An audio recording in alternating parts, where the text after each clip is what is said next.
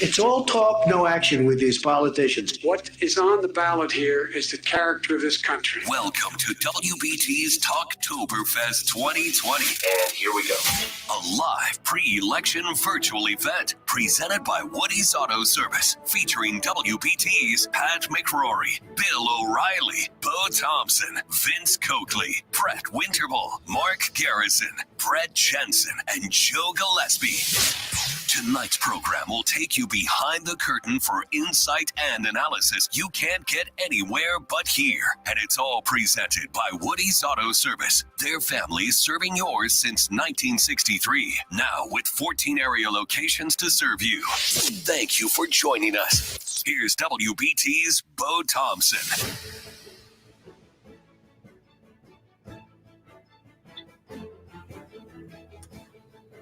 Well, let me plug in and welcome you to WBT Broadcast Central online tonight. Welcome to WBT's Talktoberfest 2020. I'm Bo Thompson from the Bo Thompson Morning Show and, of course, the Pat McCrory Show. And for the next hour and a half, we are going to join you online here on Facebook, also on Twitter, and also on our YouTube channel. And by the way, that's youtube.com/user/WBT Radio. Very excited tonight. This is a first of its kind activity for us. And what better time to do it than 1 week from election night? 1 week from right now, we're going to be right in the thick of it. So we're going to talk for the next hour and a half about what we think's going to happen, why it's going to happen, and who's going to make it happen. And I want to welcome tonight our entire WBT broadcast team. And first off, my partner, you hear him every morning on the #1 rated Pat McCrory Show, the former governor and mayor of Charlotte and North Carolina. Governor, good evening to you, my friend. Well, what an honor to be on with a great WBT team, and especially to have Bill O'Reilly as our special guest. I mean, I've been watching Bill O'Reilly ever since he was on CBS Evening News and one of their top reporters, and then he was on Inside Edition, and then, of course, he had one of the great TV talk shows that revolutionized cable TV. And probably the other thing is what a great author of so many great books. In fact, I loved Killing Kennedy because I actually was an intern for U.S. Congressman Richardson Pryor when he was chairman of the Kennedy Assassination Committee. So I read his book with a lot of interest, and he's just a great author, and he reaches to so many people. And he, of course, is part of our broadcast team every day at 11:45. It's the O'Reilly Update. And right here, the governor was talking about his series, his Killing series, the latest book. I believe this is number 9, Killing Crazy Horse, the author of the book and really the media pioneer and star that is Bill O'Reilly is with us. Bill, thanks so much for being part of Talktoberfest 2020 with WBT. Good to see you, Bo. Good to see you, Governor. I'm glad you guys are staying up late. Usually you have to go to bed. You're in your jammies now. But now we're going to talk election, and I'm ready to go. And thanks for the plug on the book, Killing Crazy Horse, doing great. And, these history books, I think, add a lot of value to our knowledge of history of this country. Absolutely. Well, Bill, I want to go ahead and take the first question. Before you do that, okay, I want to let everybody know that as you're watching our broadcast right now, down at the bottom of the screen, you will see a crawl, and you can order Killing Crazy Horse, Bill's new book, a 30% discount to people who are watching us tonight with the code BILL30 at BillO'Reilly.com/WBT. So with that in mind, Governor, take it away. Bill, you are probably one of the biggest change agents in media. You changed media, but you actually, one of your beginning careers was a major reporter for CBS Evening News.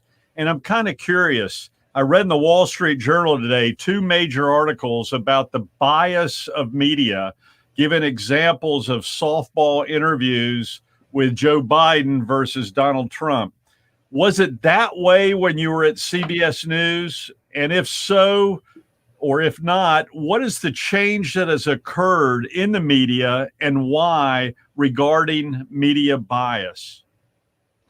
All right. It's an excellent question you're asking, Governor. I had dual responsibilities. I work for CBS News and I work for ABC News. So I work for Dan Rather and I work for Peter Jennings, the late Peter Jennings. At CBS, it was definitely a liberal bias when I was there. Bernie Goldberg has written about in a book called Bias. At ABC, it wasn't quite as intense. Peter was a social liberal, but politically, he didn't like to have a lot of politics injected into the World News Tonight, but rather was more of an aggressive liberal. And you saw that when he covered Richard Nixon. What happened was that cable television exploded on the scene. I did the O'Reilly Factor for 20 years plus on the Fox News channel. We took a lot of the steam away from the network news. And then the internet rose, where people could instantly get news, instantly, all right? So they didn't need to wait until 6:30 or whatever. They had it. And so everyone had to adjust and make the programming more provocative. And I'm Mr. Provocative, as you guys know. All right. So I was number one, and I brought in a very strong editorial point of view. It was news analysis, and I still do that on BillO'Reilly.com to this day. But the corporations took over. All right, so Disney runs ABC, Comcast runs NBC, Viacom runs CBS, and they now tell people what to say. And all of the corporations despise Donald Trump, all of them. And they want him out. Now, there are a variety of reasons, but they want him out. So therefore, if you believe that Donald Trump should get a fair shake, and you walk into a CBS newsroom, you're a pariah. You are in trouble. You've got to go along. And we saw that on 60 Minutes when Leslie Stahl, I've known for many years, it's a good reporter. But what she did with the interview with President Trump, telling him there's no verification for his allegation that his campaign was spied upon. Well, I blew that out of the water with a soundbite from Horowitz, the Inspector General of the Justice Department, who went on and said, yeah, they use phony information to get FISA warrants to surveil the Trump campaign. Leslie Stahl didn't know that? I guess it's possible, but that's the kind of deterioration of news presentation that we've seen across the board in America, and it's shocking. So Leslie Stahl's interviewed me for 60 Minutes too, like an hour and a half, and they ended up doing 60 seconds, and it was edited wrong and everything. But does Leslie Stahl, when she says such a thing on 60 Minutes, does she believe it herself, or does she know she's not telling the truth? Or is it something in between? No, I just don't think she was prepped properly for that interview. If you're going to say that there's no verification on the Biden tape, that's not true. All right. And anybody listening to the hard drive knows it. If you're going to say that President Trump has no verification for his allegation his campaign was spied upon, that's just not true. So I'm going to give Leslie the benefit of the doubt and say, well, she wasn't briefed properly to do the interview. However, Leslie is in the club. There is a club, all right, of network and cable journalists who hang around together in Manhattan and Washington, D.C. They go to the parties. And if you want to be in the club, you've got to be liberal. So Sean Hannity's not in the club. Bill O'Reilly, I wouldn't be in any club. Nobody wants me around, but it's a different story. I'm not in the club. But if you want to be in the club, you've got to think a certain way. And it's called political correctness. And right now, the corporations are saying, we want Trump out, and you're going to help us get him out. And that's what's going on. One more question for me, and I want to open it up to our other great WBT team. What's the long-term plan then for the networks? Because they got to make money. Is it better for them to have Trump out of office? I mean, it doesn't look like they're looking at business if they elect Biden. It just seems to contradict capitalism if they are, in fact, New York people making these decisions. The CEOs of the media companies have come to the conclusion that it's over as far as mass marketing is concerned. So AT&T owns CNN. Just this week, we learned that AT&T is probably going to fire Jeff Zucker who runs CNN, because CNN has destroyed its reputation as a news gathering operation. You'd have to be a moron to think they're reporting the news in an accurate way. They're not, okay? And neither is MSNBC. So the calculation is we're going to program for a certain niche of people, certain niche, all right? We know we're not going to get anybody anymore. 95% of Fox News viewers are Trump supporters. 95%. When I was doing the factor, 60% were conservatives. The other 40 were either independent or liberal. That's gone. But you ask a very perceptive question, Governor. When Trump's gone, the show closes. And what's the show that's going to take its place? There is no show. So you're going to see what's happened to ESPN. A total crash. ESPN used to dominate sports viewing in this country. It is a shadow of what it used to be because they injected left-wing politics into their sports presentation, and the traditional people said, I don't want to watch this. And that happened to the NBA. It's happening to the NFL across the board. So should have Trump gone on 60 Minutes and his chief of staff gone on CNN the other night with Jake Tapper? Or, I mean, they feel like they can keep. Yeah, Trump believes that he can handle all situations and that it helps him to have Leslie Stahl be unfair. See, he thinks it helps him, and it may. The backlash against the media, which has not been discussed, may give Trump the election because people are so fed up with the corruption. They're going, we know the fix is in. I maybe don't like Trump very much, but I don't like these people at all. So I'm going to vote for Trump as a kind of in your face to the corrupt media. That's what Trump thinks might happen. You are watching live online WBT's first ever Talktoberfest here to 2020. A week from tonight is election night. You see Bill O'Reilly. We have Governor McCrory. We have our whole WBT team, and we're going to get to Brett Winterble here in just a moment. But I want to chime in on this discussion, guys, because you bring up something that I have long speculated. I did 4 years ago when you're trying to decide, okay, what's Trump going to do if Trump doesn't win? And there were certainly polls that said he wouldn't 4 years ago. So you start thinking about that plan. I even had him on my show, and I asked him, I said, if you don't win, there's been speculation that you may start your own network. And Bill, I mean, we know that President Trump and Governor, we know that President Trump's mantra, or one of them over the last 4 years, has been, having issues with the media and not liking how he's portrayed. I wonder if he doesn't.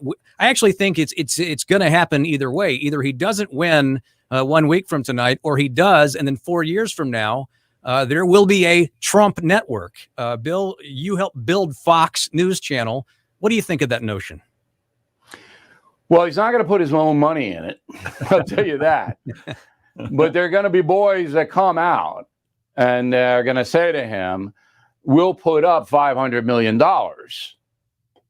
to do news analysis. Will you put your name on it and do a show? At this point, I think that's a 50-50 for Trump. He says he won't, but he might. So it's certainly a possibility. Let's bring in Brett Winterble. He, of course, is our afternoon drive host from 3 to 6 every afternoon. And Brett Winterble, welcome to the mix. We love having you on WBT, and, of course, couldn't do an event like this tonight, WBT's Talktoberfest, without you. Look, I'm thrilled to be here, Bill. It's wonderful to be joining you here on this platform talking about this. I'm a huge fan, obviously, of your work over the years. I want to look at the challenges this country is facing, not just here in the United States with partisan division, but overseas.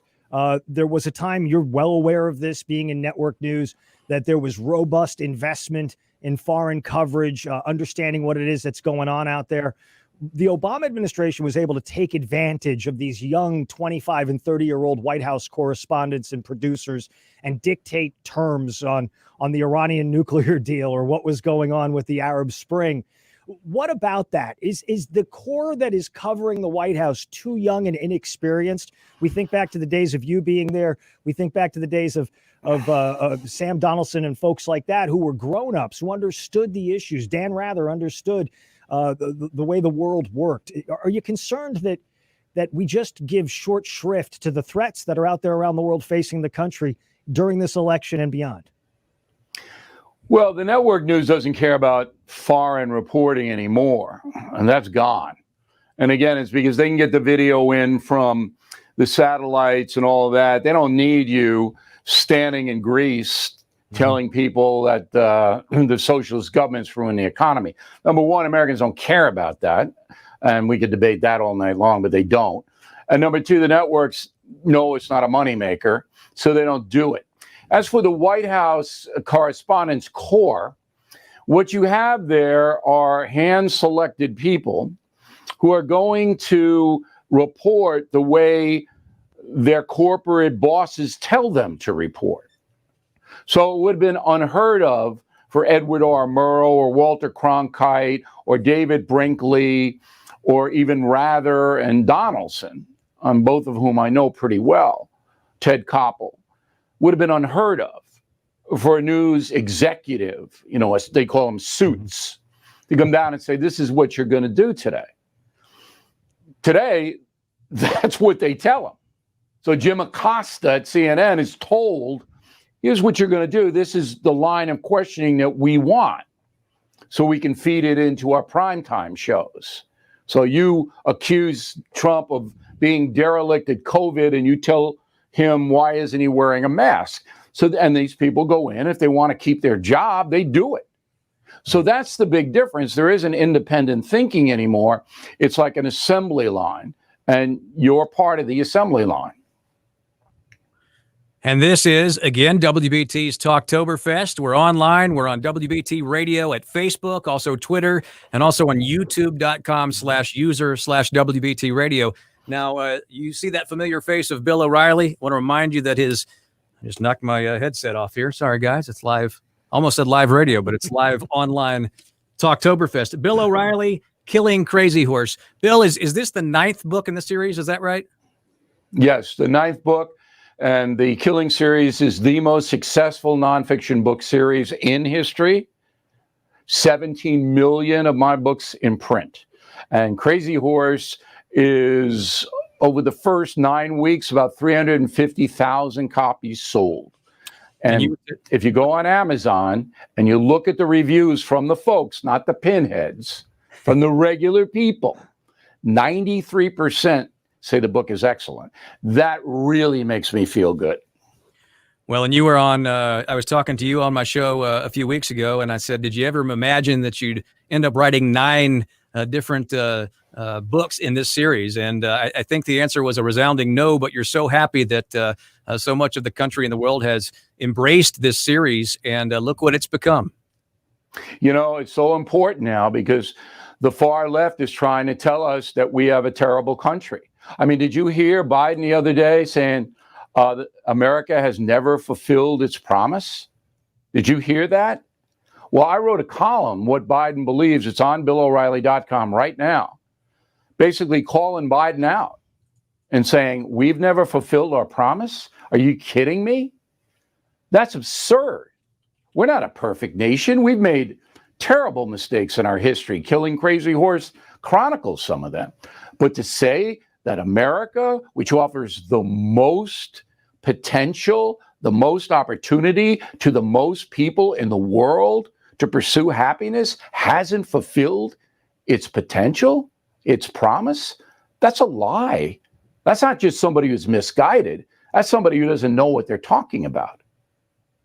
Well, again, the book is Killing Crazy Horse. And if you're watching right now, across the bottom of the screen, you will see a crawler, and that will give you the information where you can get a 30% discount with the code BILL30 at BillO'Reilly.com/WBT. As we continue here on WBT's Talktoberfest, remember, it's presented by Woody's Auto Service. Their family serving yours since 1963, now with 14 area locations to serve you. Bo Thompson here, and my partner every day on the Pat McCrory Show, the #1 rated Pat McCrory Show, 5 months strong. The governor is here and has another question for Bill O'Reilly. Bill, there's a tremendous amount of money in this race, but what's changed in the past decade It's the Democrats that are out fundraising the Republicans, probably 3 to 4 to 1, including right here in North Carolina and across the border in South Carolina.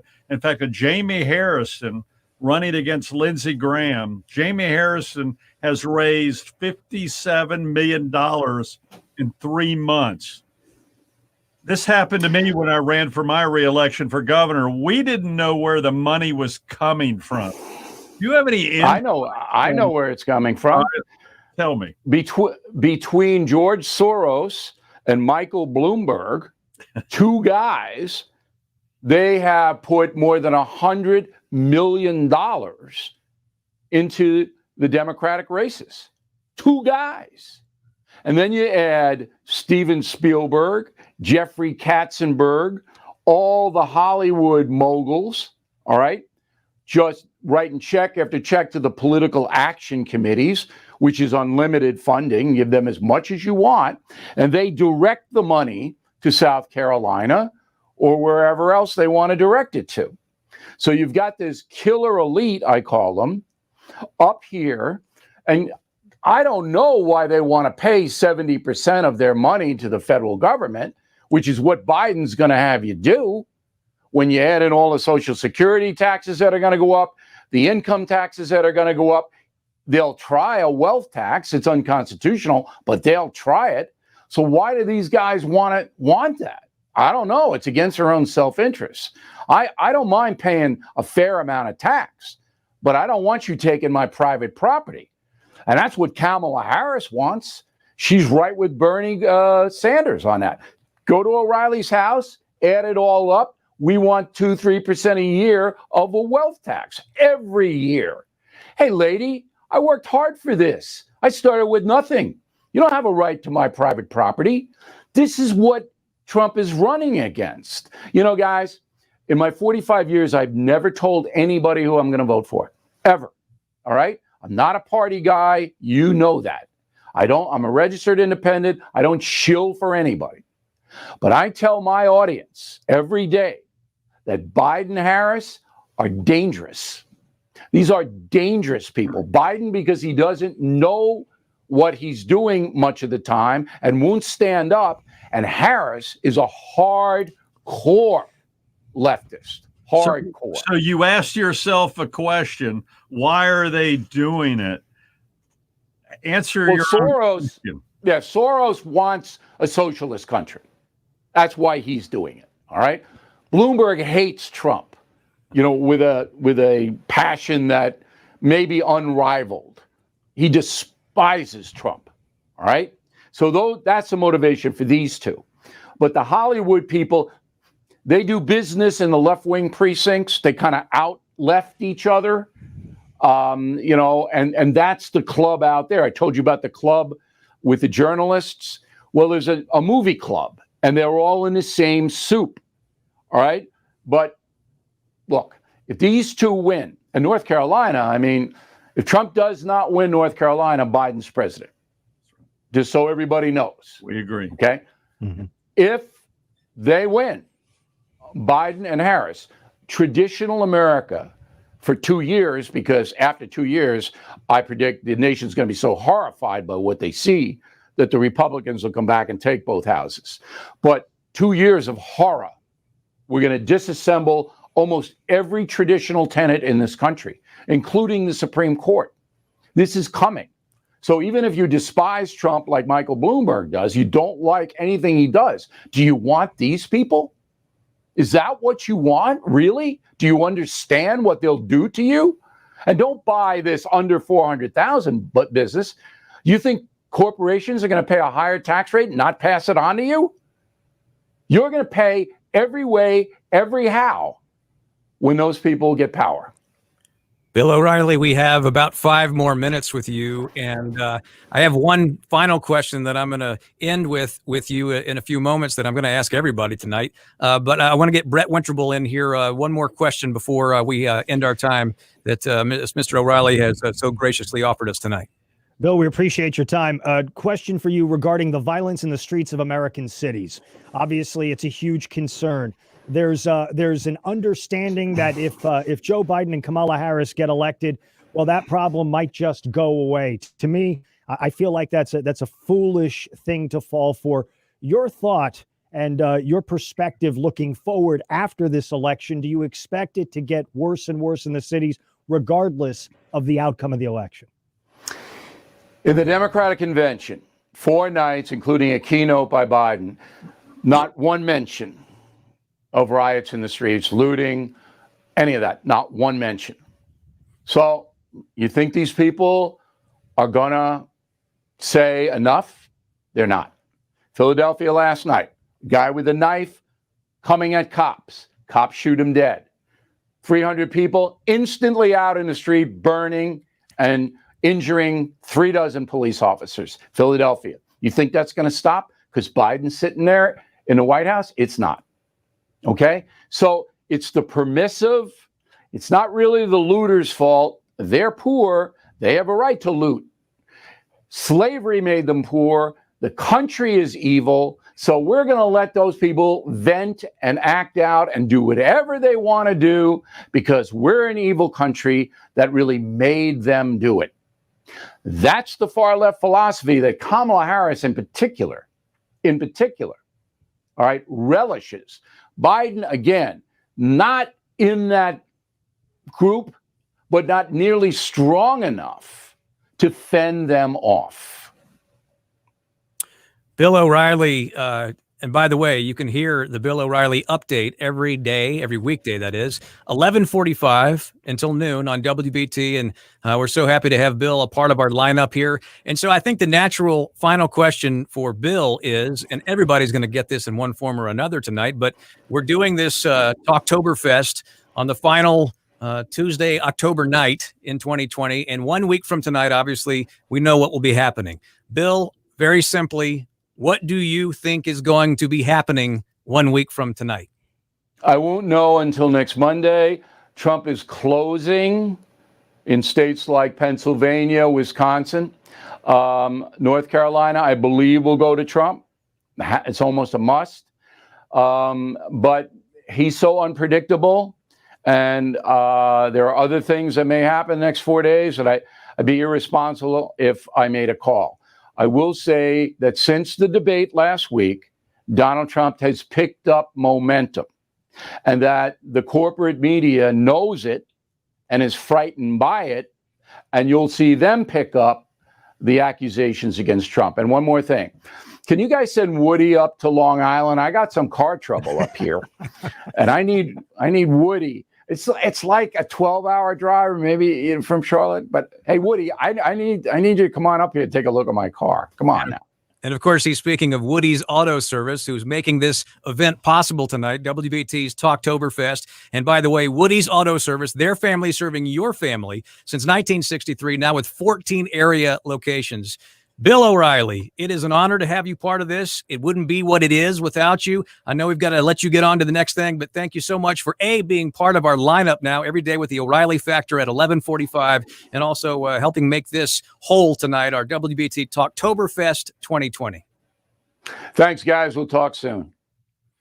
And off he goes, the one and only Bill O'Reilly, built Fox News Channel, one of the architects. We know that. I'm Bo Thompson from the Bo Thompson Morning Show, and that's every morning from 5 until 8 a.m. And then right after that, the #1 rated, 5 months strong Pat McCrory Show. And the governor is in this is the control center, what you're looking at right now. I mean, all this fancy stuff behind me, you're going to have a Talktoberfest. You got to have a room that backs it all up. And so I'm kind of the quarterback tonight in Command Central. And now what we're going to do is we're going to have a whole lot of fun over the next hour and bring in other members of our WBT lineup. You, of course, heard from Brett Winterble in the afternoons from 3 till 6. We're so happy to have Brett part of the team and all the years of experience he brings. Also, Vince Coakley is going to join us in a few minutes. You hear Vince every morning after the governor at 10. We also have the great Mark Garrison, who the governor calls, and I think he's dead on, the Charles Kuralt of WBT over the years. And I call Brett the professional. Yes, the professional.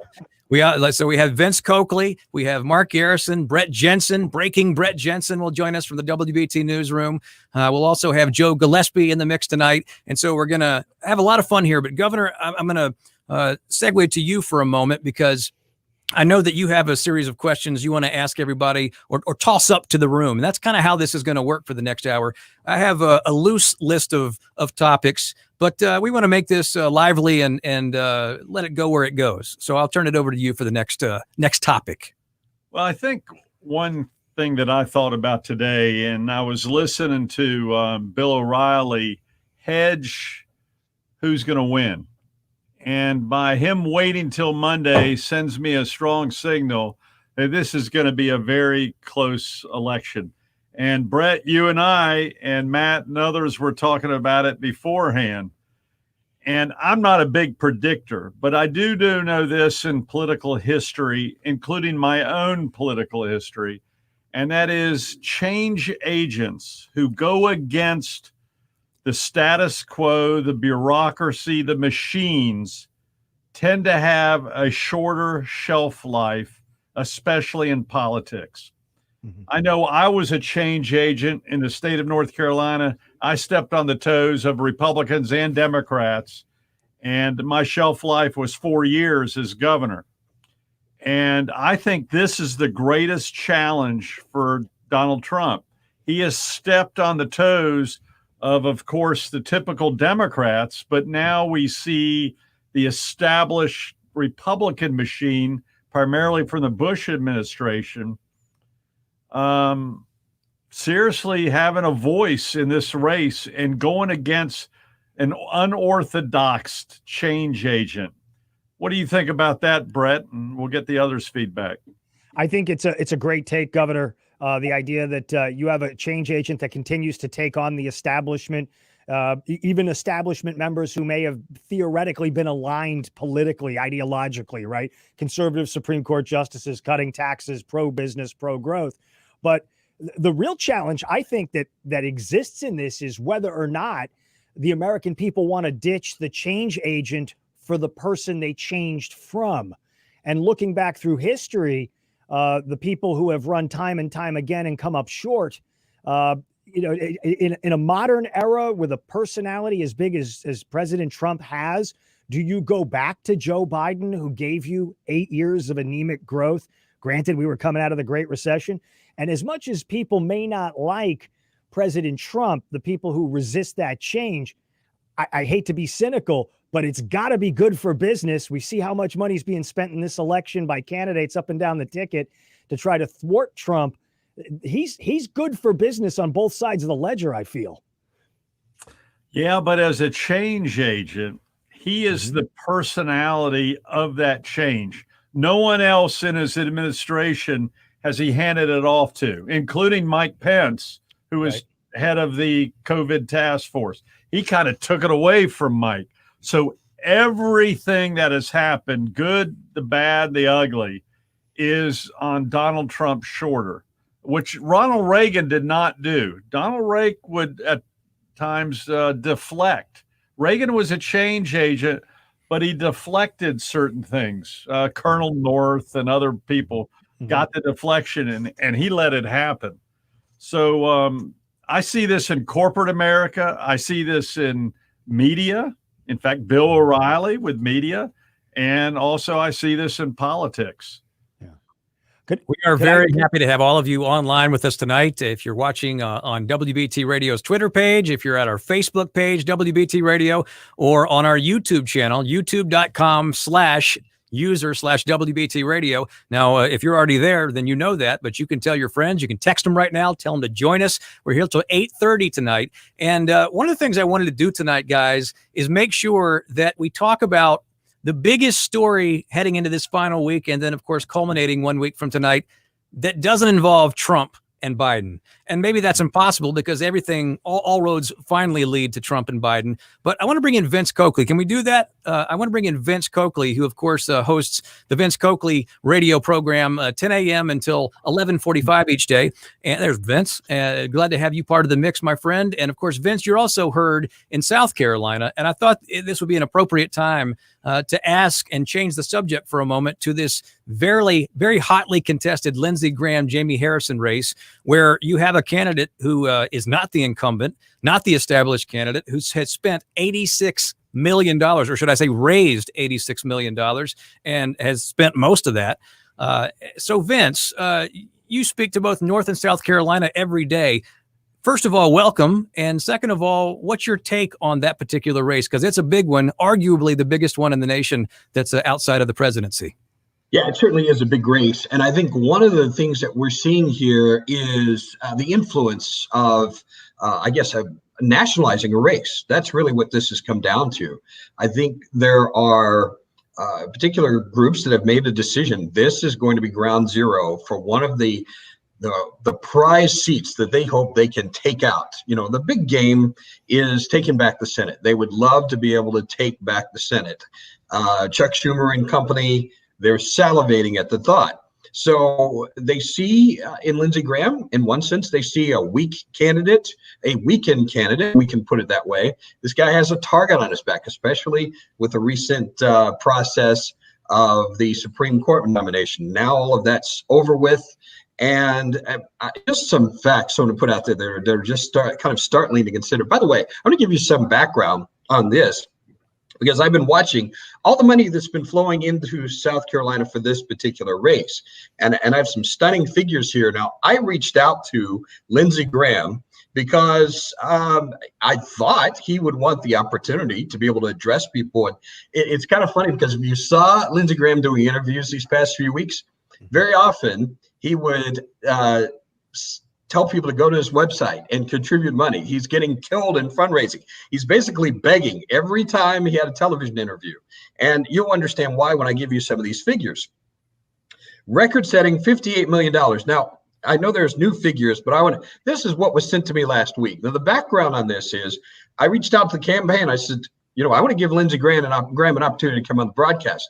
Now, I've been doing a show in Greenville for the last, 5-6 years. Lindsey Graham, to my knowledge, has not done any interviews on that particular station. And that's continued, here on WBT as well. We've not been able to get an interview with him.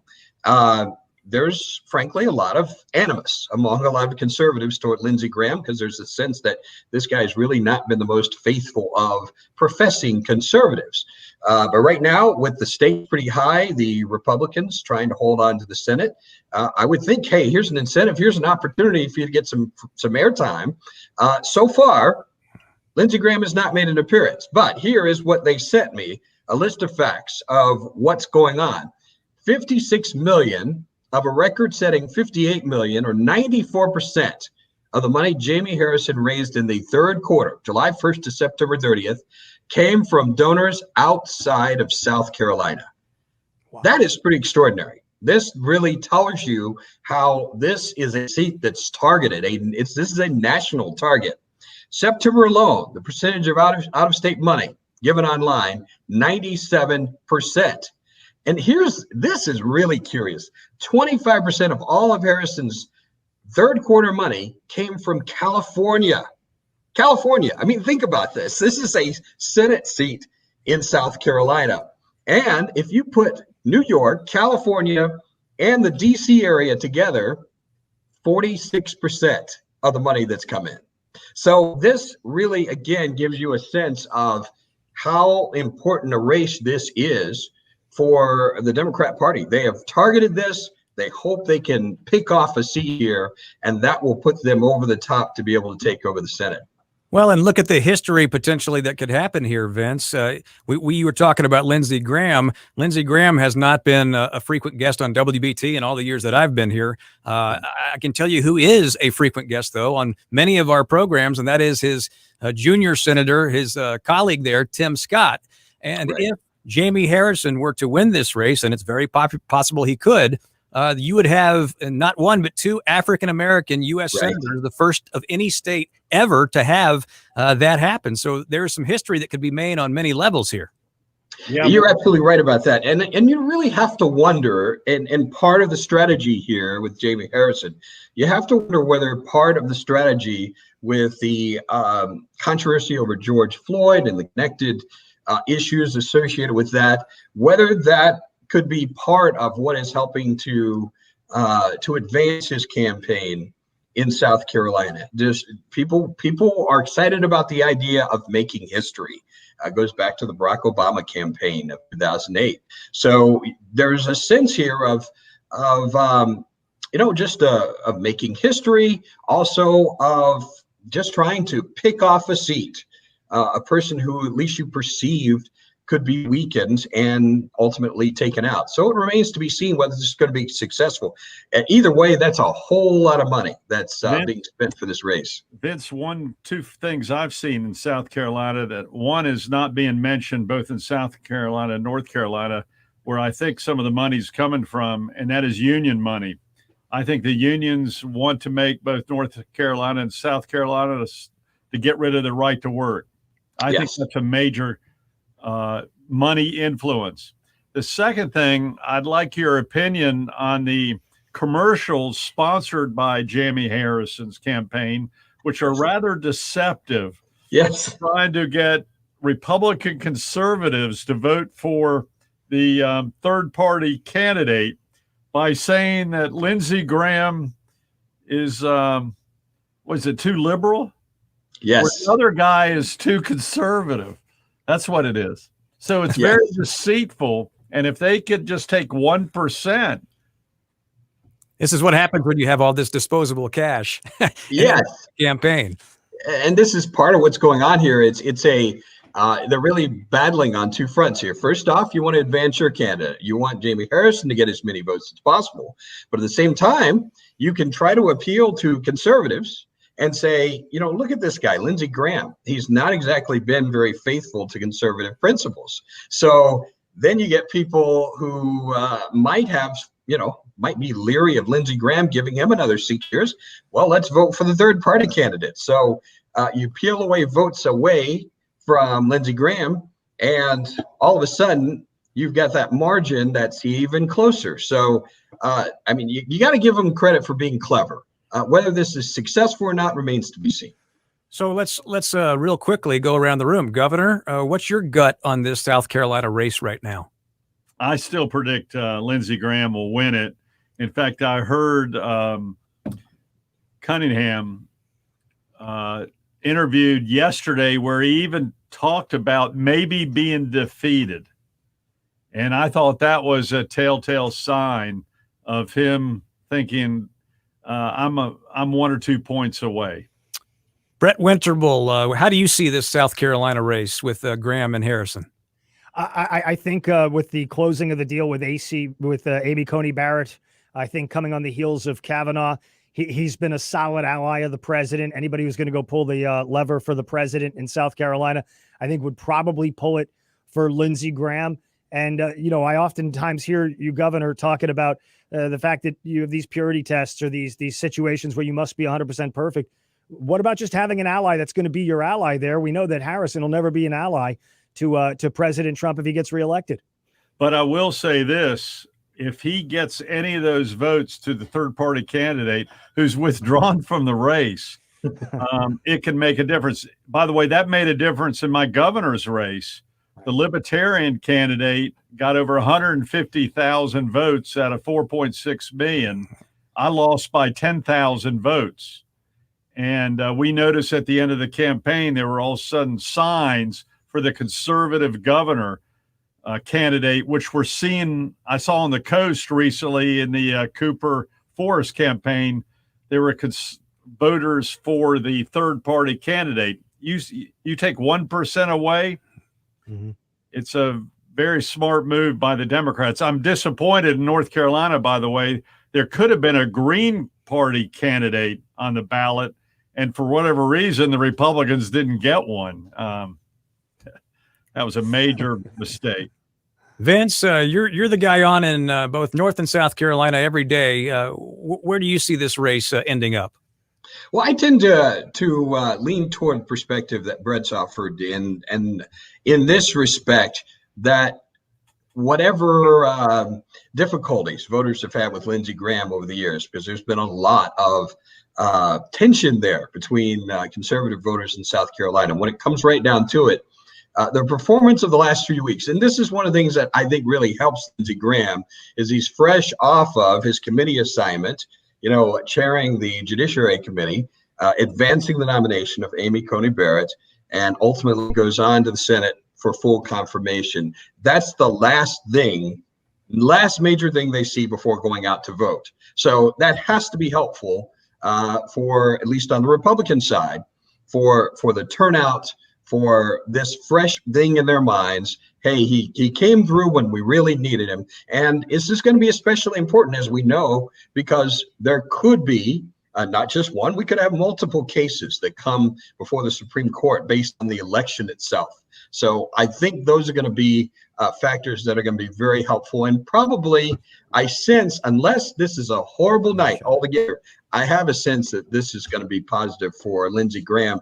Despite all the money that's been thrown into this, I have a sense Lindsey Graham will probably hang on to this one. 1 week from tonight, that's when we will find out. And I should use this opportunity to remind you that on WBT Radio and, of course, radio.com, 7 o'clock 1 week from tonight, we will begin our coverage. So we'll be going on 1 week from tonight right now. And as I keep joking with Brett and Vince and the governor and all those involved, I don't know what the end time is going to be. I'd be stupid to try to predict it at this point. But I want to do this. First of all, I want to remind you, if you're just joining us, first of all, where have you been? Second of all, welcome. This is WBT's Talktoberfest on the final Tuesday in October. I'm Bo Thompson. I'm in the WBT Talktoberfest Control Center. The governor's in the room on a different camera, and we're having some fun tonight. We're going to be with you until 8:30, and some of you may be joining us on our Twitter feed, WBT Radio, at WBT Radio, also on Facebook, same address, and then youtube.com/user/WBT Radio. And you may say, I already know where I am. I'm watching you. Well, tell your friends. Text them right now. Tell them to join us. We want to see as many people as we can tonight. An unusual opportunity for you to see us in addition to hearing us. Hopefully that's a good thing. But I want to bring in the queue right now, and I'm populating it here. 3 other members of our team. I want to bring on Mark Garrison. I want to bring on Joe Gillespie and Brett Jensen. And I want to talk about something that has been an underlying story of this election for a long time. That is the integrity of the election and what may happen on election night, and whether or not we're going to know anything definitively on election night because of potential problems. Before I bring those guys into this mix, Governor, you know about this better than anybody because it was just 4 years ago that you were dealing with this at a very personal level.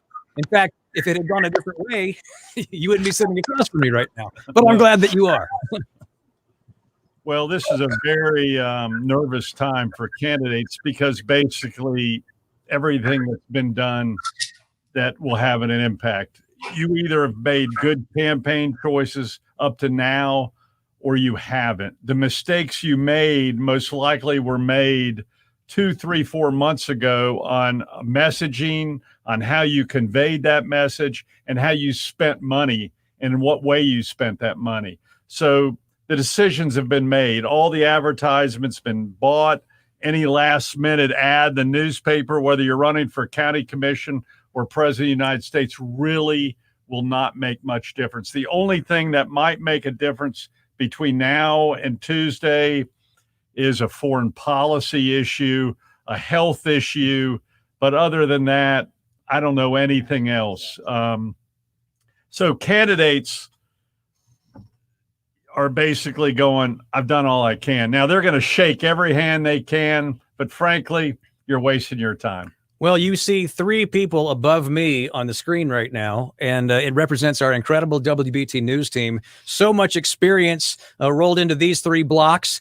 Joe Gillespie, who has seen it and done it and have been around the country covering elections. Mark Garrison, who the governor has deemed, and I completely agree with him. I love the description, the Charles Corral from the WBT newsroom. And of course, breaking Brett Jensen, who has just broken so many stories over the last 2 years that he's been here. In fact, he may have to leave and go cover a hurricane before this is over tonight. So, Brett, if you have to jet, I understand. But let me start with Mark Garrison, because Mark, you and I both know we've covered many election nights here on WBT, and you'll be out there next week. I'm curious, what do you anticipate? How do you anticipate this is going to go next Tuesday night? I.e., do you think we're going to wake up the next morning and have finality? That is a really good question, and I don't know the answer to that. I have been thinking about that a lot, and I'm not sure we will have finality. A lot of it will depend on how fast some of these absentee ballots get counted, and if thousands or millions of them across the country are still out the day after. I think in a lot of the North Carolina races, we didn't talk about the North Carolina Senate race a minute ago. I think Tom Tillis is in trouble. I think we'll know the results to that. I think we'll know the results to a lot of races in the state. We'll get a good sense of where this is headed, but I'm not convinced we'll know at the end of the night for sure. Joe Gillespie, like I said, you have so many years logged covering both in Charlotte and around the country. What's your gut on what we're going to know and when we're going to know it? I think we're going to be in Mecklenburg County. We're going to have a lot of information early because they're able, as I understand it, to go ahead and load the absentees. In other words, they don't have to start that process when the polls close. So I think we're going to know a lot here in Mecklenburg County, but that's just Mecklenburg County. I agree with Mark. I think we're going to have more knowledge of what's happening in our state, hopefully, than a lot of these other states are. You know, there's another race too. Governor, I heard. Is there a governor's race this year? I mean, you talk about a quiet. It's unbelievable. I mean, the last time I saw the governor in Charlotte was like in February or March on a COVID road show down at the government building.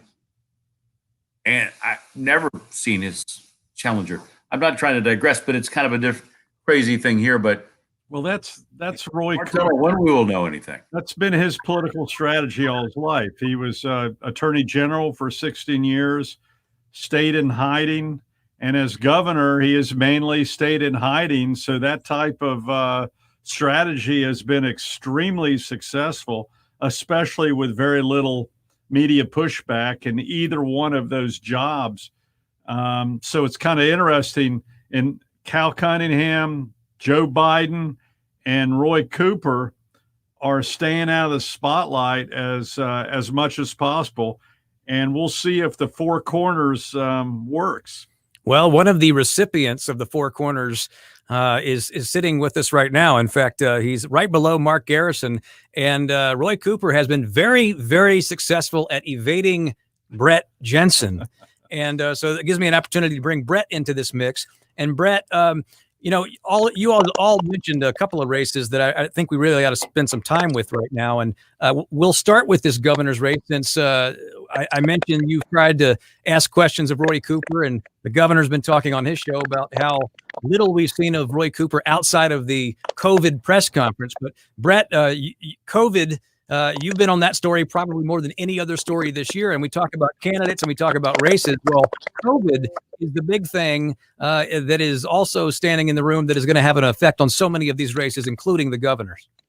Right. And the one thing that Governor McCrory is exactly right about is that we haven't seen them, and they've done the Four Corners, which is a brilliant term, by the way. Like, if you know sports, that's a brilliant term. And the one thing is that because of COVID, what's happened with COVID is that Dan Forest hasn't been able to go out and try and fundraise. He hasn't been able to have fundraising dinners. He hasn't been able to campaign in various cities. And then you also look at Governor Cooper. He's been able to be on TV at least once a week, and especially early on, every day. So he's getting all that free publicity. So yeah, it's a situation where Dan Forest is hamstrung just because of what's going on and the limitations that are put forth on him by Governor Cooper and the rest of the state. Well, let me mention one other thing that's related to that. Actually, Roy Cooper has been extremely successful in raising money on the phone, in state and out of state. He's probably outraising Dan Forest 8 to 9 to 1 in money, where he outraised me 2 to 1 with very similar money that you see going in South Carolina from California and New York. So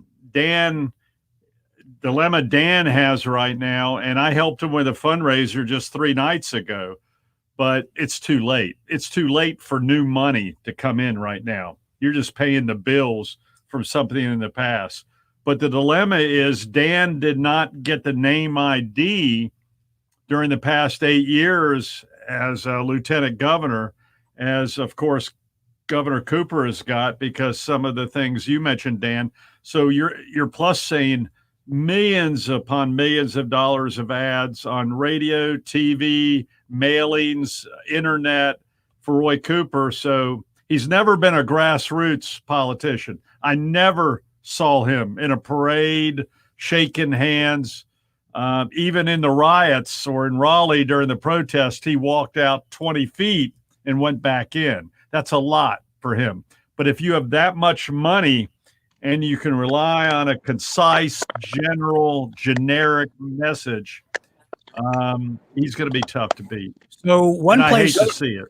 One place that we saw Roy Cooper recently was in that hot mic moment where he was talking to Joe Biden in North Carolina at the airport, and he said, essentially, we're gonna get Cal over the finish line. Okay, so it's a good point for me to ask everybody here, and I'm going to roll through the group. I want to talk about Cunningham versus Tillis. I'm going to start with Governor McCrory, and then we'll go to Brett Wenterbull. But Governor McCrory, what is the state of this race right now? Cal Cunningham is obviously out of the spotlight, but there are polls that suggest that he may still pull this out. What do you think? I think it's dead even. It shouldn't be dead even, but it is. And partly that might be due to the same issue that Lindsey Graham has in South Carolina. There might be 1 or 2% of Republicans who turn on Senator Tillis, like some turned on me in North Mecklenburg, Charlotte, which cost me about 30,000 Republican votes. So sometimes the Republicans shoot each other while the Democrats are consolidated. From what I understand from some polling that I've seen, is the approval rate or the favorability rate, which is different, has gone way down on Cunningham, but it's not impacting the vote because the Democrats want the majority of the Senate regardless. And you heard Cooper and Biden, they didn't express any concerns to each other on the runway about what Cunningham had done. It was about, will this impact the race? And I think Cooper probably said, we're going to get them across the finish line is because they have so much money. So Cunningham can afford to hide and let the TV ads speak for itself. Well, Brett Wenterbull, he may well get across the finish line. And we've talked so much about Joe Biden staying in his own basement. Cal Cunningham, I don't think can even be in his basement right now in his own house. Wenterbull, how do you see this race turning out? Can Cal Cunningham win this despite what's happened with the sexting scandal? Yeah, sure. Of course he can. You've got enough deranged, angry people who are mad at Trump or mad at, Tillis or the general state of things. Absolutely. People would turn out and vote for him. The question becomes, what's his liability like out there when he gets into the Senate? He's going to be a punching bag for Republicans. The idea that you're in the military and you're selling the values of being in the military and a stand-up guy and a character guy, and you're sexting a couple of people, and one of them is somebody who's connected to the service. I mean, this is as down and dirty at 11:30 as you can possibly get, and you've got the text messages to see for it. And so I think, I'm guessing there's enough of a reservoir out there that people will look the other way, but I can't guarantee it because just anecdotally from the women in my life, and boy, that sounds really inconvenient, but my wife and my daughter, neither one of them is thrilled with this story. And that cuts against people, especially if you're dealing with somebody who's been selling their image as a Boy Scout. He may end up in a van down by the river. And I might add the Bronze Star that he really accentuates on his TV commercials, first of all, was not a Bronze Star for valor. There are two different types of Bronze Stars. So he's kind of exaggerated his military record from a battle scene standpoint. To my knowledge, he's never been in a battle, and yet he shows things exploding and him carrying a rifle. He was a lawyer who didn't go to boot camp. So all of this is coming to a head now with the affairs. And the affairs, while he's I think a major, lieutenant colonel in the military. It's a very high rank. Down and dirty at 11:30. Well, it's not 11:30. It's just approaching 8 o'clock. We have 30 more minutes here on WBT's Talktoberfest. This is our first ever Election 2020 virtual live event. Hopefully, we'll be doing more of this, and that really depends on you. If you're enjoying this right now, tell your friends. Tell them to check us out at WBT Radio on Twitter, also Facebook, also youtube.com/user/WBT Radio. And none of this would be possible without our presenting sponsor, Woody's Auto Service. Their family serving your family since 1963, now with 14 area locations. If you weren't with us at the beginning, I hate that you weren't here because you missed Bill O'Reilly, who, of course, hosts the O'Reilly Update every morning, 11:45 weekday morning. And this is his new book. It's called Bill O'Reilly, Killing Crazy Horse, the 9th in the Killing series. And you will see a crawler at the bottom of our screen. And if you check out that information, it will link you to a 30% discount at BillO'Reilly.com/WBT when you use the secret code BILL30. So I want to get back to this discussion about Cal Cunningham, and I want to bring in Vince Coakley, who precedes Bill O'Reilly each day on WBT from 10 a.m. to 11:45. Vince, so we asked you about the South Carolina Senate race. What about this North Carolina Senate race with Tillis and Cunningham? You know, a couple of immediate thoughts come to mind. One, I think back to the notorious tape that was released about Donald Trump, where he made the comment about grabbing women by the certain part of the anatomy. And there were a lot of people thought this thing was over with for Donald Trump. And obviously that was not the case. In the same way, I'm thinking of a couple of things. First off, I think the standard for politicians across the board is very different now. I think in many ways, I don't even use the word forgive. I think people don't even consider that anymore. It's, in fact, in some cases, maybe it's a badge of honor for some people. They see a politician who has something like this happen. But I'll add something else. I think we also need to take a look at what happens with the presidential race, because there are people who are going to go in, they're just going to vote blue. They're going to vote for Joe Biden. And some of them are just getting, it's possible, and I think this is part of what they're hoping for, is that Cal Cunningham in the process, especially if Joe Biden wins North Carolina, that they can pull Cal Cunningham across the finish line to victory on the way toward, in their minds, hopefully taking over the U.S. Senate. So I mean, that's how I see that. I think Mr. Cunningham's fortunes could very well rest on what happens in the presidential contest in North Carolina. Let's bring in the WBT newsroom, Garrison, Gillespie, and Jensen. Mark Garrison, your take on this very unusual U.S. Senate race, Tillis versus Cal Cunningham. Excuse me. Cal, but these are not conventional times. And the other wild card here is Thom Tillis, even, and Donald Trump. I've been to 7 Trump rallies over the last year, and Tillis was not at any of them. And at one of them, where the president mentioned Tillis by name, the crowd booed. So there's an interesting dynamic there as well, that I don't know that Tillis can ride Trump's coattails, even if the president wins here in North Carolina. So as I said earlier, I think Cunningham. I think some will hold their nose and vote for him, but I think Tillis is in trouble for sure. Joe Gillespie, what's your take on this race? Something here that strikes me too interesting about this. Cooper has polled big lead every poll. It's been like 10 points. Cunningham has led in the polling. Could they pull Trump up in this state with voters? If somebody's going to commit and vote for Cooper and vote for Cunningham, will some of those people just go ahead then and vote for Biden? And Brett Jensen, you've been following this race very closely. What's your take on what you've heard us say so far, and where you think this might go?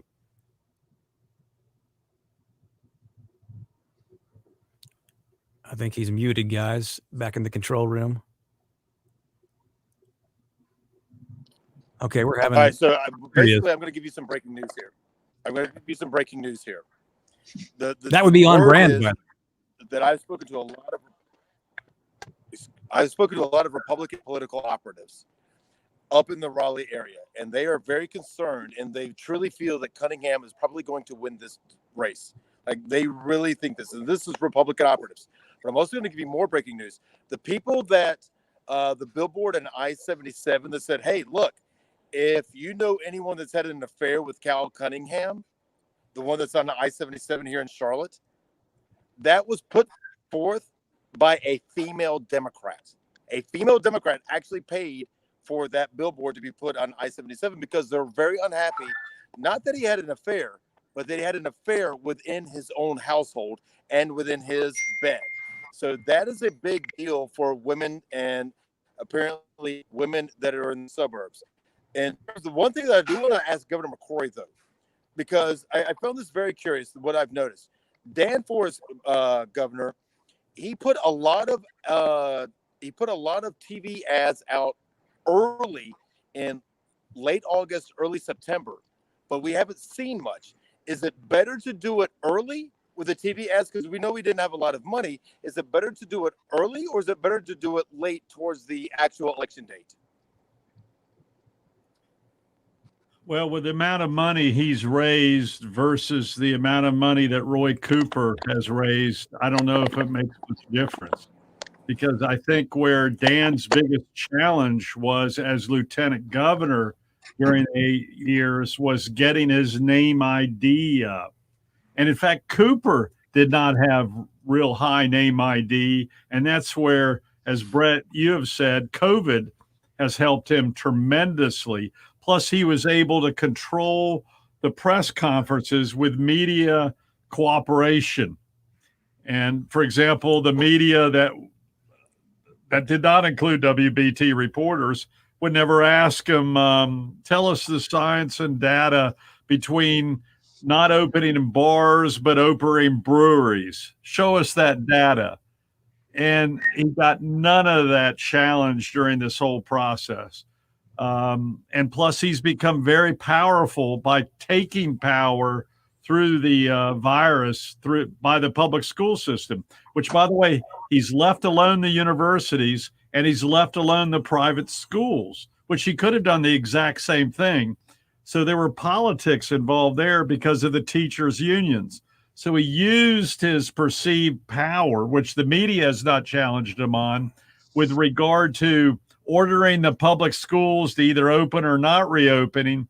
But with the private education, which technically he could use his health department to do the same thing, he's letting them basically do as they please. It's very interesting dynamics.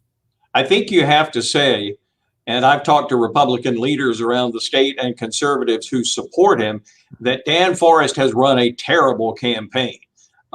He's turned down interview opportunities here and with other media outlets. I tried to get him on with a story that Brett and I broke last week, and he wouldn't come on.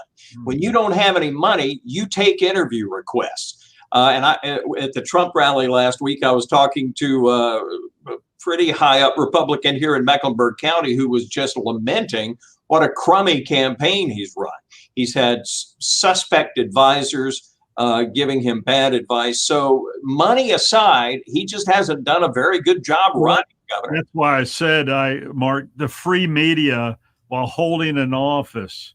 Probably listen, I can criticize myself, and I have critics of myself. I've lost 2 governor's campaigns, won. But, one thing I did get was free media and my name ID. Wasn't always good name ID. But what I would have done if I were Gardner during the COVID or Forrest, I would have called a press conference after every one of Cooper's and demanded equal time as lieutenant governor. But I also wouldn't have gotten an argument over mask. I would have gotten an argument over reopening the economy. But we'll see. We'll see next year. I think Dan's still confident, and I understand completely. This is WBT's Talktoberfest 2020. And Governor, I want to say, Brett Jensen wants to chime in here. Go ahead, Brett.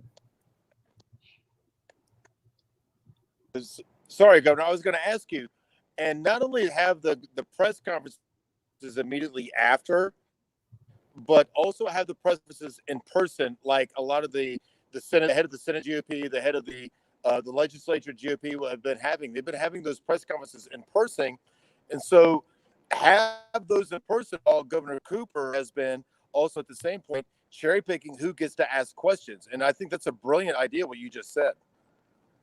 Yeah. And in fact, Phil Berger and not as much Tim Moore, the leaders of the Senate and House, have taken advantage of live press conferences. And by the way, in North Carolina, who's ever going to win the House and Senate?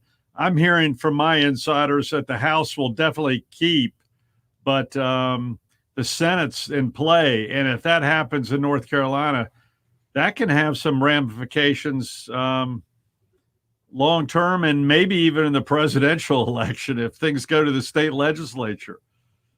Mark Garrison, let me go hyper local for just a moment here. It's tough to get all these races in when you have a presidential election year, but real quick, Mark Garrison, do you think, for example, Matthew Ridenhour, we also have Jim Puckett in the mix. The big local story here in recent years has been the lack of Republicans, period. We have 2 on the city council. We have none on the county commission. Right. You had Susan Hardin, who defeated Matthew Ridenhour in District 5 last time around. Now she's out. And so someone new is going to be on the board, or should I say someone who's not the incumbent. Matthew Ridenhour, you think we might get some GOP blood back on the county commission? I think there's a chance to maybe get 1 GOP seat on the county commission. 2, I'm not so sure. I think it's going to be a spirited race in North Mecklenburg to see if Puckett can win another term. But you're probably looking at 1 Republican getting back on the county commission. So I want to swing this back around, and I want to bring Brett Winterble into this mix, and I want to go back national again, because obviously, as we said at the beginning, everything comes back to Biden versus Trump. And Brett, you and I were talking on the pregame show for the final debate the other night, and this was while this news was breaking about Bobulinski and the Hunter Biden emails and the laptop from hell, as President Trump termed it. But you and I got into a discussion about this story and whether or not this story is the kind of story that's going to convert voters that Trump needs right now in this final push to the election. And I think it's an interesting idea because while the story is salacious and there's a lot to it, and by the way, you had Rudy Giuliani on your show yesterday who knows a thing or two about this, and that was a very interesting conversation. But the idea of how is President Trump going to reach the voters that he needs to convert, is this the kind of story that the low information voter can get their arms around, and should he be spending time on it?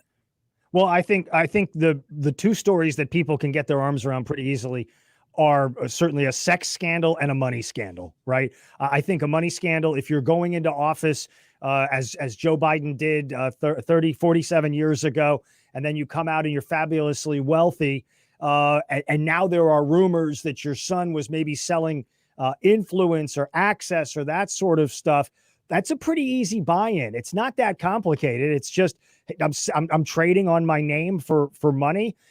What I think could potentially be devastating about it is the fact that the counterparty is the Chinese, and the fact that the Chinese are obviously being blamed for the pandemic that we're in the middle of. They're obviously challenging us around the world. The fact that a potential president of the United States coming in could have business ties to them. And I'm well aware that Donald Trump has, had a bank account in China back in 2013, paid taxes to the Chinese government. I understand all that. A lot of that was licensing deals on product. But the idea that you're holding 10% for Mr. Big, or the big man or the big guy, that's a big deal. And Rudy Giuliani pointed something out yesterday that was devastating. He said he could take out the same flowcharts he used against the Mafia Commission in New York City in the mid-1980s and construct the same sort of argument and RICO indictment against this situation. So whether it's a sex scandal or a money scandal, it's a pretty easy buy-in for most people, I think. But Brett, it won't make any difference if it doesn't make the CBS, NBC, and ABC beyond the editorial pages of the Wall Street Journal. And right now, that's all it's heading. And I think the last chance for this to be a story is between now and Saturday night. So it's on the Sunday talk shows. But right now, I brought it up on Meet the Press last week or week ago Sunday, and they even spun it, the Washington Post reporter, in favor of Biden if it's verified. So this has got to get on the national news if any moderate Democrats or independents give it credibility, because right now it's being spun as a smear campaign by conservative radio, Fox, and Breitbart. Well, if I could just respond on that point, and I think it's an important point, Pat, that you're making there about it needing to get into the mainstream press. It is in the mainstream. People understand this is bubbling around. It's impossible to wall it off, even with the best efforts of the big tech giants. People are talking about this. People are sharing. Where you could spin this, I think, forward in terms of a political issue would be to say when Nancy Pelosi was talking 2 weeks ago about the 25th Amendment and said it wouldn't be used against President Trump, this is a perfect off-ramp for Joe Biden to hand the presidency over to Kamala Harris early because he's not feeling well. It's got to be spun that way between now and Sunday. I think it could be. I hope so. I'm hoping along with you, but as Bill O'Reilly, I thought, stated at the very beginning of today's show, the networks have said no, along with the New York Times, the Washington Post, the LA Times, the Charlotte Observer. Nowhere. I want to bring up another subject that we haven't talked a whole lot about tonight, but as far as big issues, there's obviously the Hunter Biden story. We've talked some about COVID being a huge story in this election. And then there's what happened last night, guys. Really, when you think about the history that was made last night, the third confirmation of a Supreme Court justice for President Donald J. Trump, Amy Coney Barrett, as of today, officially sworn in that private ceremony by Chief Justice Roberts. And we saw Clarence Thomas last night, doing the ceremonial version with the president there on the South Lawn of the White House. But the fact that he has gotten 3 justices confirmed to the Supreme Court, and how much of an issue, you talk about those issue voters out there and people that vote because of one thing. I think that if you go across the country and you talk to conservatives, and Vince Coakley, correct me if I'm wrong, but if there ever was an issue that superseded the person, in many cases, when it comes to voting for a president, it is that ability to pick Supreme Court justices. And here President Trump just finished getting his third one confirmed, not just nominated, but confirmed in the crazy year that is 2020. The effects of last night, what it means going forward from your standpoint. Yeah, we were discussing this, for one, in the context of the Lindsey Graham race. I think there's no doubt in my mind this helps him. Again, this is one of those important promises going back to 2016, when people were trying to get a handle on, well, who is this guy, Donald Trump? Is he going to be a reliable, conservative type leader? And one of the things that he made a centerpiece of his campaign was finding some quality people, constructionists, to put on the Supreme Court. So this is one of those promises made, promises kept situations, I think, that works for him. I want to go back to this issue about the Hunter Biden situation, how that figures in. I'm very skeptical this is going to have any impact on anything, unless somebody is arrested, before Sunday. And keep in mind, we've had almost 60 million people who've already voted. I don't think this Hunter Biden thing is going to figure in significantly at all. I think what's intriguing, I saw one of the networks had done some preliminary polling on important issues in the Pennsylvania race. Pennsylvania is one of those key races. The 2 things that were driving people in their decision makings were COVID-19, and the other issue was the economy. Donald Trump gets strong points on the economy.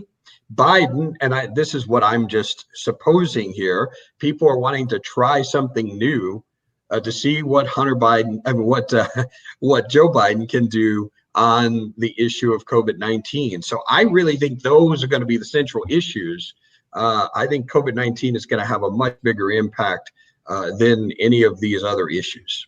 Okay, so we have 10 minutes to go. Real you quick, got one thing? By the way, COVID-19, it might help Trump now that COVID-19 is coming back to Europe. Yes. Spain, Italy, and Great Britain.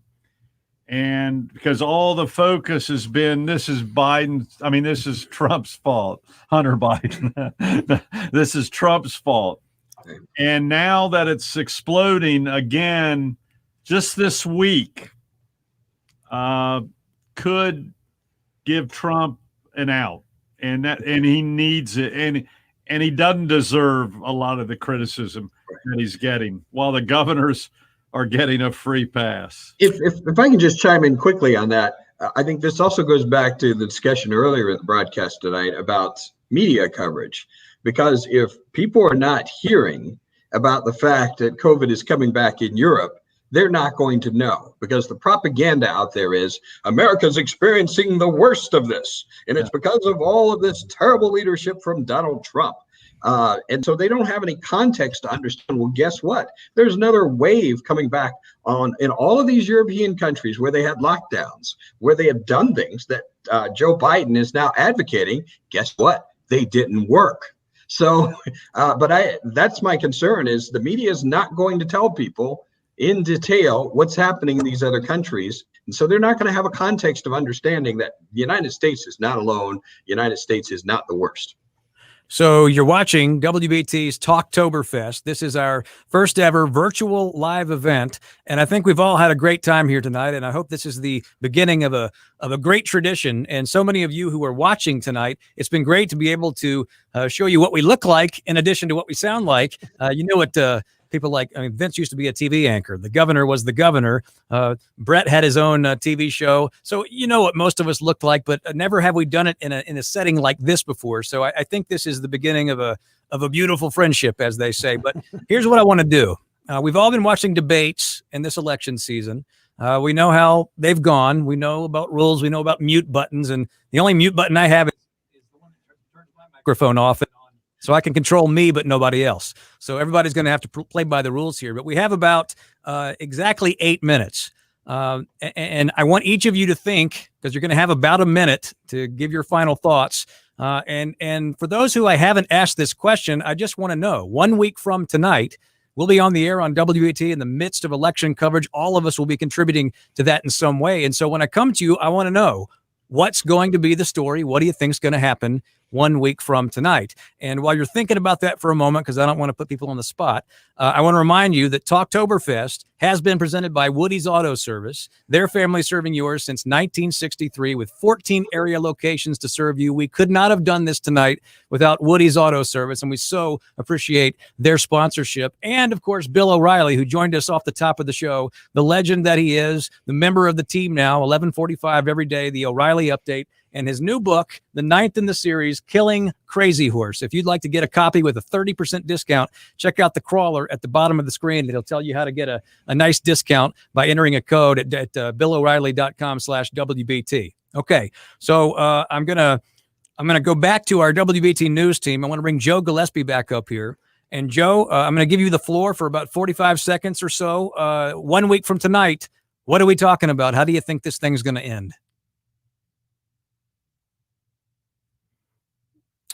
He is muted, guys. We can get him unmuted. If it takes, am I unmuted or am I? Now we can hear you. Okay. What I'm praying for is if it takes 2 days or 4 days or 4 weeks, I hope it's clean. I hope it's not disputable. You know, that somebody wins and everybody has to say, well, they won. And we can get on with the business of the country. I'm also, I don't know about you guys, but I keep vowing not to read any more polls, and then I have to read every one. So who knows what's going to happen. So I guess we better rest up because it's going to be a long night one way or the other, huh? Yeah. Sleep. What is sleep? We don't need sleep. Mark Garrison, what are your thoughts on 1 week from tonight? That is a tough question. I mean, I don't know that I ever remember a time going into an election where I wasn't confidently making some predictions. I'm not confident about this at all. In the state races, I will say Cooper reelected, Tillis defeated, South Carolina, Graham reelected. On the national scene, I do think Trump can squeak it out, but I'm like Joe, this could be fought out in the courts for a while.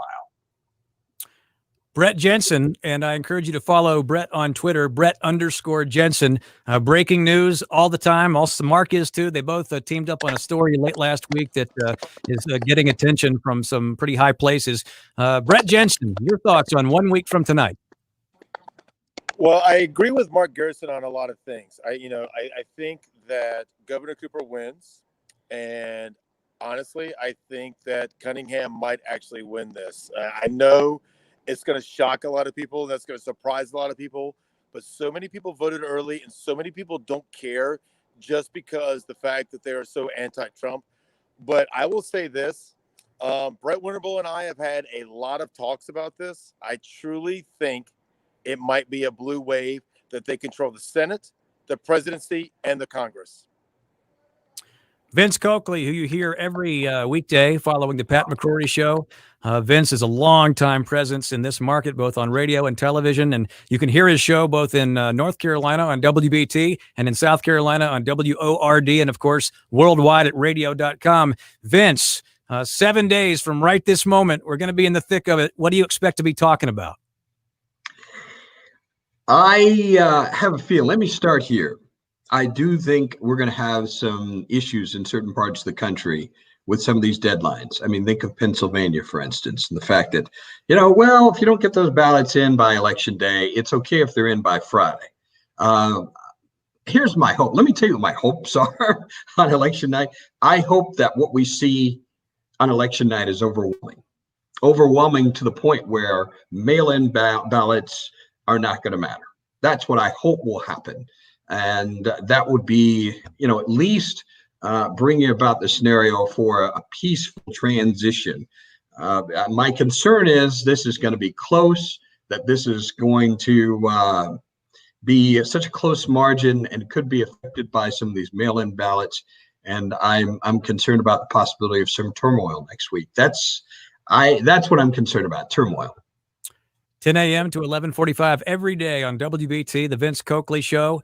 And then following that, Bill O'Reilly. And, of course, Rush Limbaugh, noon to 3, and then 3 to 6. And we've been so lucky to have him join the team this past year and doing incredible work. And just a whole lot of respect for this guy and what he's doing, and proud to have him as a teammate. Brett Winterbull, 7-1. I know you're going to be sitting beside me. The question is, what are you going to be talking about 1 week from right now?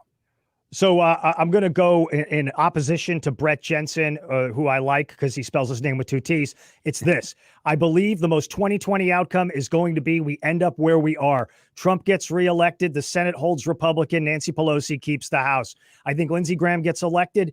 I think Cal Cunningham likely gets elected. But I think we pick up the Republicans. The Republican wins in Michigan. I think Hispanic voters and Black voters overperform for Trump in those endeavors. And most importantly of all of this whole narrative that's going to unfold before our eyes, we're going to find out that there were a lot of people who lied about voting for Biden. They did it as part of social pressure. And in fact, they went and they pulled the lever for Trump because he is the change agent. I'm going to try to land this plane at 8:30. The final voice tonight, the governor, Pat McCrory, the #1 rated morning show in Charlotte for 5 months straight. And Governor, your thoughts on what we're going to be talking about a week from tonight? Well, first of all, I think I'm not a predictor. I've